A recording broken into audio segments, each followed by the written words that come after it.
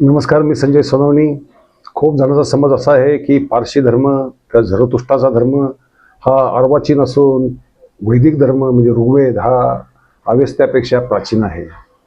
परंतु मुळातच अवेस्त्याचा अभ्यास करायला सुरुवात उशिरा झाली.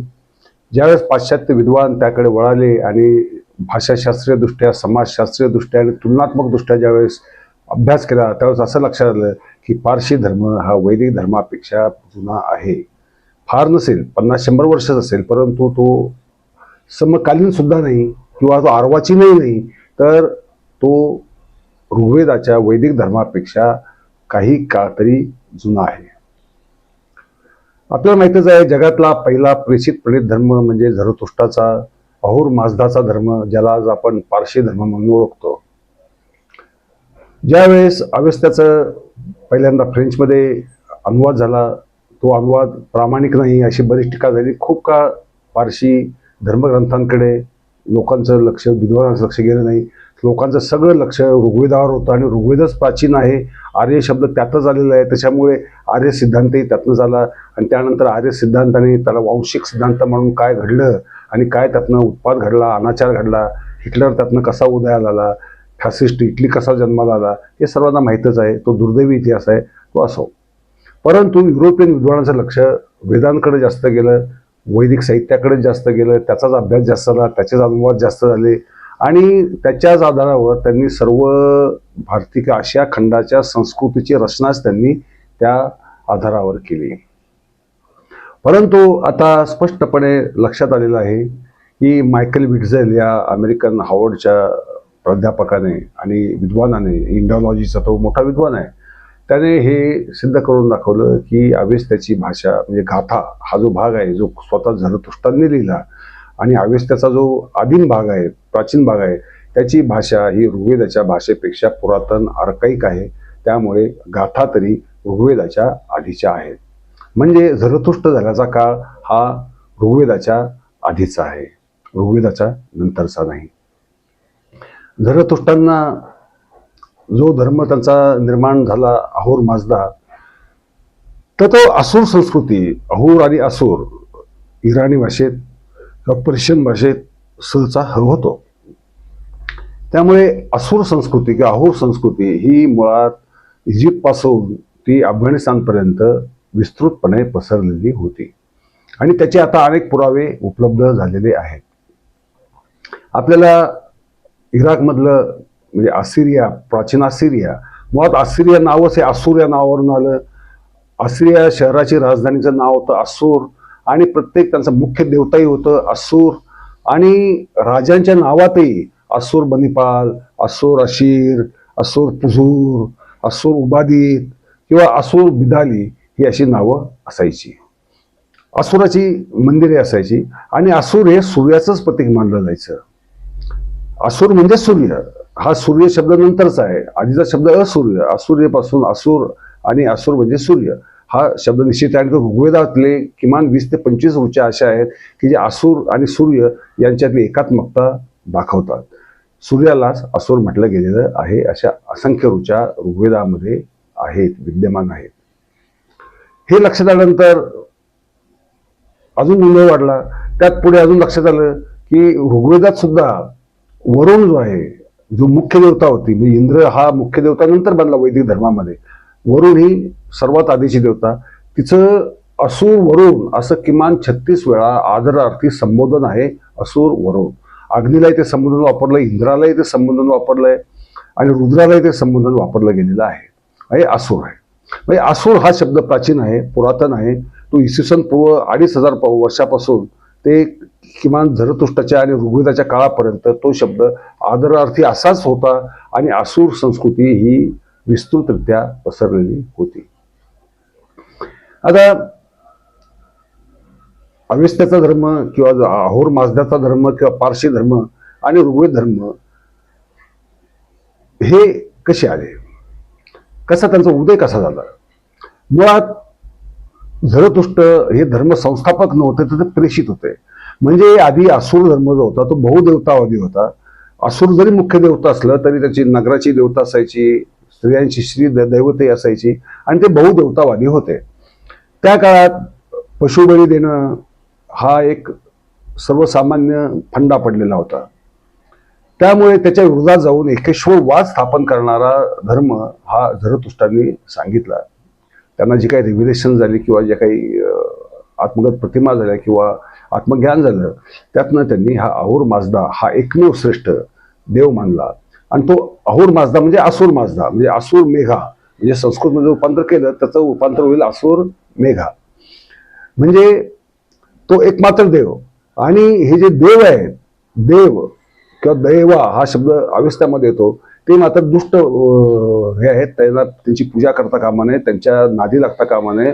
त्यांचा उलट त्या जीवनामध्ये अत्यंत अडथळे आणतात, विध्वंसक आहेत, शत्रुत्वाने आपल्याशी वागतात, अशी कल्पना अहोर माजदाच्या किंवा झरतुष्ट्राच्या धर्माची होती. आणि हीच अशीच कल्पना वैदिक धर्माची सुरुवातीला होती. कारण दोन्ही धर्म हे मुळात एकाच असुर संस्कृतीतून निर्माण झाले. अहोर माजदाचा धर्म जरा आधी निर्माण झाला आणि ज्यावेळेस अहोर धर्माशी किंवा अहोर माजदाच्या धर्माशी किंवा झरतुष्ट्राच्या धर्माशी वितुष्ट यायला लागलं, विरोध यायला लागला, तसा वैदिक धर्म फुटला. आणि त्यांनी जे असुर हे अभिमानास्पद नाव दिलेलं होतं किंवा बहुमानातील नाव दिलेलं होतं, असुर वरुण किंवा असुर इंद्र किंवा असुर अग्नी, ही नावं तातडीने बदलून ती झाली विरोधी अर्थाची, म्हणजे दुष्ट अर्थाची किंवा कुबुद्धीच्या अर्थाची किंवा पापबुद्धीच्या अर्थाने ते शब्द वापरले गेले. परंतु आणि देव हा शब्द एकदम चांगल्या अर्थाने घेतला गेला. देव हे पूजनीय झाले आणि असुर हे त्याज्य झाले. त्याचा परिणाम असा की वरुणाची जागा गेली आणि त्याची जागा इंद्राने घेतली. आणि इंद्र हा युद्धाचा देव, संघर्षाचा देव आणि विजय मिळवून देतो, यासाठी अनेक असंख्य ऋचा सुद्धा ऋग्वेदामध्ये लिहिलेल्या आहेत. त्या ऋचातून एकच आपल्याला दिसतं की यांचा अहोर माजदाचा किंवा झरतुष्ट्राचा जो धर्म, पारशी धर्म होता, त्यांच्याशी वितुष्ट यायला लागल्यानंतर यांनी आपली दैवत बदलली आणि आपले जे काही असुर किंवा दुष्ट होते त्या दुष्टांचं रूपही त्यांनी बदललं आणि अर्थांची उलटापाटच करून टाकली. असुर जे आधी पूजनीय होतं, नाव होतं, ते दुष्ट झालं. आणि जे दुष्ट म्हणजे देव जे दुष्ट होते ते पूजनीय झाले आणि दुष्टत्व त्याच्यातनं काढून घेण्यात आलं. अशा रीतीने हा अत्यंत विरोधाभासाचा, महत्वाचा, गंभीर असा एक सांस्कृतिक धार्मिक संघर्ष झाला. तो झाला इराणच्या भूमीवर. म्हणजे आजचा अफगाणिस्तान पूर्वी इराणमध्येच होता. तो अफगाणिस्तान देश आता अलीकडे 400-500 वर्षापूर्वी बनला. त्यामुळे पण भूमी अफगाणिस्तानचीच. तेथे उत्तर अफगाणिस्तानमध्ये हा अहोर माजदाचा किंवा झरतुष्ट्राचा धर्म आणि दक्षिण अफगाणिस्तानमध्ये हा यांचा धर्म. बाकी या दोन धर्मामध्ये भाषेपासून देवता पूजा पद्धती इतकं साम्य, प्रचंड साम्य आहे. आणि शतपथ ब्राह्मणात म्हटले की असुर हे थोरले भाऊ आणि देव हे धाकटे भाऊ, दोघांमध्ये नंतर वितुष्ट आलं. म्हणजे प्रजापतीचीच मुलं असुर सुद्धा आणि देव सुद्धा.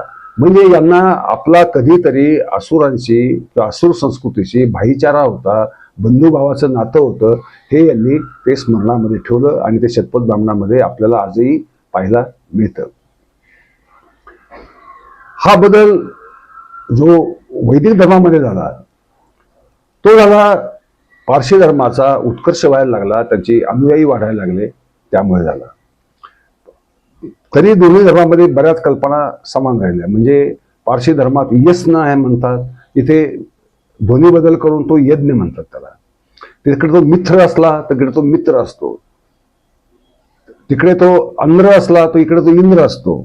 अंध्र हा त्यांच्या दृष्टीने दुष्ट, पारशी धर्माच्या दृष्टीने अंध्र हा दुष्ट किंवा अंग्रमैन्यू ही जी एक सर्वात मोठी दुष्ट देवता मानली गेली, बाकीचे त्याचे सहाय्य असे ते मानलं गेलेलं आहे.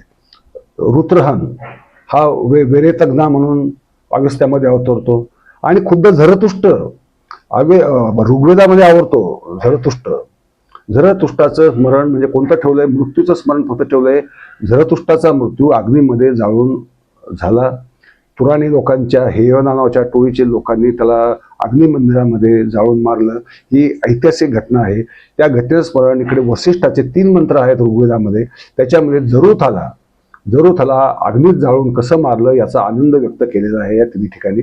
म्हणजे ऋग्वेद ज्यावेळेस बनत होता त्यावेळेसच झरतुष्ट्राचा मृत्यू झालेला होता. ही एक पहिली गोष्ट यातून दिसते. आणि त्याच्या मृत्यूचा आनंद झालाय वसिष्ठाला. याचा अर्थ असा की झरतुष्ट हा वैदिक धर्माचा शत्रू होता आणि त्याचा मृत्यूचा आनंद साजरा करणं वसिष्ठाने स्वाभाविक होते एका प्रकारे, कारण तो धार्मिक विद्वेष होता, धार्मिक विरोधीपणा होता. आणि वैदिकांनी नंतर बरेच प्रयत्न केले, अनेक हल्ले केले यांच्या प्रांतांवर, झरतुष्टी धर्माच्या लोकांच्या प्रांतांवर अनेक हल्ले केले.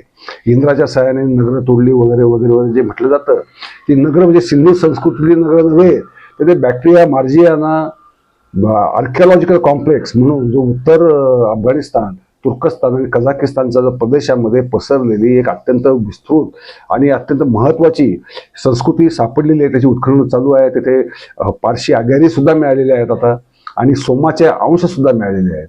कारण सोम अवेस्तन धर्मात सुद्धा सोम हा प्रिय होता, त्याला ते अहोम म्हणायचे, परंतु त्यांना सुद्धा तो प्रिय होता. त्यांच्या यज्ञ कर्मामध्ये अहोमाचा आवर्जून समावेश केला जात असे. आणि त्यांची नगरं होती, आणि दगडांनी बांधलेली नगरं होती, विटांनी बांधलेली नाही. सिंधू संस्कृतीची नगरं ही बहुंशी विटांनी बांधलेली आहेत, परंतु ती नगरं मात्र दगडांनी बांधली गेलेली आहेत. आणि आश्मनमयी जे नगरांचं वर्णन वेदामध्ये आपल्याला सापडतं, ते आश्मनमयी नगरं म्हणजे सिंधू संस्कृती निश्चितच नव्हे, ती बॅक्ट्रिया मार्जियाना BMC कॉम्प्लेक्स ज्याला आपण म्हणतो, आर्किओलॉजिकल कॉम्प्लेक्स, त्या संस्कृतीत ती शहर नगरं होती असं आपल्याला स्पष्ट दिसतं. यांनी खरोखर ती नगरं तोडली की नाही तोडली, का सपाटून मार खाल्ला, हा भाग वेगळा. कारण काव्यात्मक वर्णन करताना आपण नेहमी विजयाच्याच गोष्टी लिहितो, पराभवाच्या गोष्टी कधी लिहित नाही सहसा, कोणीच लिहित नाही. म्हणजे अरबांनी सुद्धा भारतामध्ये जिथे जिथे त्यांची हार झाली त्याच्याबद्दल त्यांनी काही लिहिलेलं नाही, पण जिथे विजय झाले त्याचं मात्र फार वाढवून चढवून वर्णन केलं. एक मंदिर पाडलं तर 1000 मंदिर पाडली, एक माणूस मुसलमान केला असं 1 लाख लोकांना मुस्लिम करून घेतलं वगैरे, अशा स्वरूपाची अतिशयोक्तीपूर्ण वर्णनं केली गेलेली आहेत. तर सांगायचा मुद्दा इथे असा की पारशी धर्म हा वैदिक धर्मापेक्षा थोडा तरी जुना आहे. आणि पारशी धर्म ही एकदम सर्वस्वी नव्यातून निर्माण झालेला नाही, तर जी प्राचीन असुर संस्कृती होती, जी 2-3 हजार वर्ष जुनी आणि संपूर्ण आशिया खंडामध्ये पसरलेली, म्हणजे मेसोपोटेमिया, इजिप्त ते इराणपर्यंत पसरलेली जी संस्कृती होती, असुर संस्कृती, त्या असुर संस्कृतीची 2 फळं, पहिलं म्हणजे झरतुष्टाचा धर्म, आणि त्याच्यानंतर लागोपाठ उदयाला धर्म, तो म्हणजे वैदिक धर्म. वैदिक धर्म ही भारतात निर्माण झालेली उपज नाही. असुर शब्द हा भारतीय लोकांना वापरण्याचा काही पॉईंट नाही. वैदिकांनी असुर शब्द वापरला अनेकांना. महात्मा बळी असुर होता, हा असुर होता, तो असुर होता, शंकासूर, खौसासूर वगैरे वगैरे वगैरे असुर, ही त्यांनी तिकडून आयात केलेली संबोधनं आहेत. ती संबोधनं त्यांनी तिकडून आयात केली, आणि इथल्या जे त्यांच्या वैदिक धर्माच्या विरोधात होते त्यांना ती संबोधनं निर्धास्तपणे, बिनधास्तपणे वापरली. आणि मग आपल्याला असं वाटायला लागलं की असुर म्हणजे ही भारतीय संस्कृतीचाच एक भाग होता की काय, असं अनेकांना वाटतं. अनेक विद्वानांनाही वाटतं की असुर संस्कृती ही वैदिक संस्कृतीच्या आधीची असेल आणि ती भारतातली असेल, पण ती भारतातली नाही. भारत संस्कृतीचा संबंध देव या शब्दाशी नाही आणि असुर या शब्दाशी नाही. हे दोन्ही शब्द भारताला आलेत, ते वैदिक धर्मियांमुळे भारतामध्ये आले, आणि ते कालोगामध्ये असे लोकप्रिय झाले की लोकांना तो आपला शब्द वाटायला लागला. हा भाषिक देवाणघेवाणीचा भाग झाला, संकल्पनांच्या देवाणघेवाणीचा भाग झाला.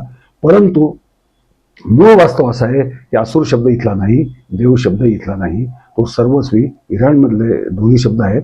आणि पारशी धर्म हा वैदिक धर्मापेक्षा जुना आहे, अवेस्ता हा वैदिक धर्मापेक्षा जुना आहे. म्हणजे गाथा त्यातला जो भाग आहे झरतुष्टाने दिलेला तो भाग त्याच्यापेक्षा जुना आहे. त्यानंतर शापूरजी कावजी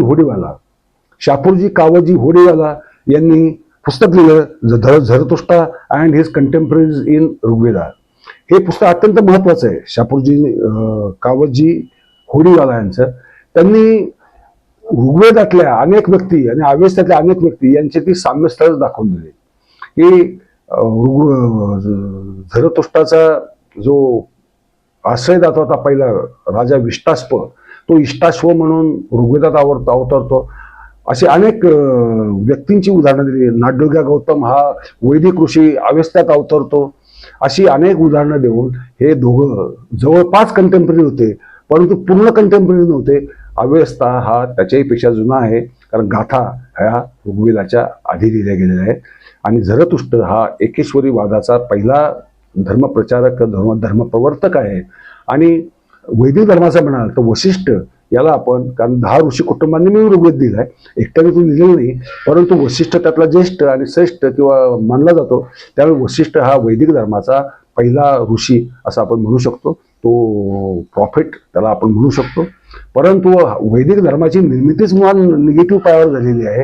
अहोर माजदाच्या धर्माला विरोध करण्यासाठी झालेली आहे, झरतुष्ट्राला विरोध करण्यासाठी झालेली आहे, हे आपण विसरू शकत नाही. आणि निगेटिव्ह पायावर निर्माण होणारा धर्म हा आतमध्ये निगेटिव्हिटी घेऊनच राहतो, नकारार्थीपणाच घेऊन राहतो आणि हिंसकपणा आविर्भूतच त्यात असतो, तो गृहीतच धरावा लागतो. कारण हिंसकपणा खेरीज हे नवीन धर्म टिकत नाहीत, कारण त्यांच्यात नैतिकता, नैतिक गुण, सद्गुण आणि दया, क्षमा, शांती ही जे काही महनीय मानवी मूल्य आहेत त्याचा अभाव असतो. झरतुष्ट्राचा यज्ञ जरी तो करत असला, झरतुष्ट्राचा यज्ञ म्हणतात, यज्ञ जरी करत असला तरी तो शाकाहारी असायचा, मांसाहारी नव्हे. प्राण्यांची हिंसा त्यात केली जात नसे, हे पण आपण लक्षात ठेवलं पाहिजे. तसे मग वैदिकही जाणवं घालतात आणि पारशी लोकही जाणवं घालतात, त्याला कष्टी म्हणतात. तर त्यांच्या साम्य खूप आहेत, परंतु त्यांनी हा जो देव आणि असुर याचा जो विरोधाभासच करून टाकला, पूर्ण अर्थाची उलटापालट करून टाकली, ती सुद्धा आपल्याला लक्षात घ्यावी लागते. एवढंच. नंतर परत आपण या विषयावर बोलतच राहू. धन्यवाद. नमस्कार.